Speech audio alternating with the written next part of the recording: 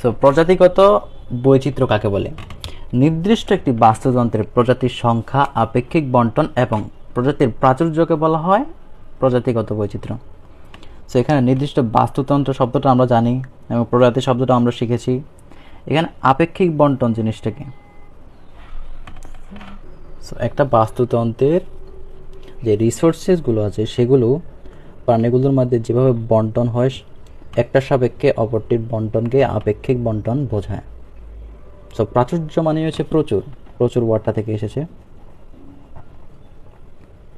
তো প্রাণীর আধিক্য বোঝায় প্রাচুর্য দিয়ে। সো আশা করি শব্দগুলো বোঝা গেলে। এখন আমরা এটা একটা একটা মানে শিখব। সো এরপরে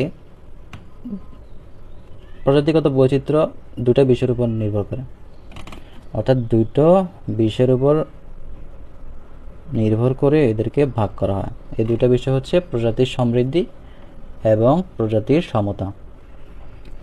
প্রজাতির সমৃদ্ধি মানে কি? সমৃদ্ধি মানে উন্নতি বা এমন টাইপের কথা, অর্থাৎ প্রজাতির মানে এগুলোর মধ্যে বিভিন্নতা কীভাবে সৃষ্টি হয়?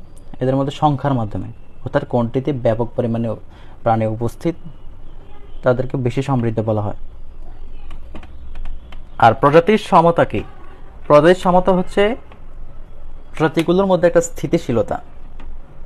স্থিতিশীলতা মানে কি? ধরো একটা বাস্তুতন্ত্রের মধ্যে প্রজাতি রয়েছে, এই প্রজাতিগুলো ধর একটা সংখ্যাগুলো একটা ব্যালেন্স অবস্থায় আছে। কী অবস্থা আছে? ব্যালেন্স অবস্থায়। ধরো এখন একটি প্রজাতির সংখ্যা একদম কমে গেল এবং একটি প্রজাতির সংখ্যা একদম বেড়ে গেল, এক্ষেত্রে একটা অস্থিতিশীল একটা পরিবেশ সৃষ্টি হবে এবং যার ফলে পুরো বাস্তুতন্ত্র ক্ষতিগ্রস্ত হবে, এবং এটাকে বলা হয় প্রজাতির সমতা। এক্ষেত্রে মেরু অঞ্চল থেকে ক্রান্তীয় অঞ্চলে প্রজাতির বৈচিত্র্য অনেক বেশি।